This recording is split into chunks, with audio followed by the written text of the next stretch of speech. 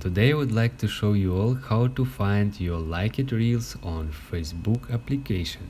To get started, open the Facebook application. Tap on your profile picture at the top right corner of the screen.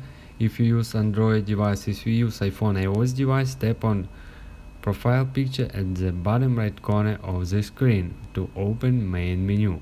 From now, any steps as for Android as for iPhone iOS devices are the same. Simply tap on Reels.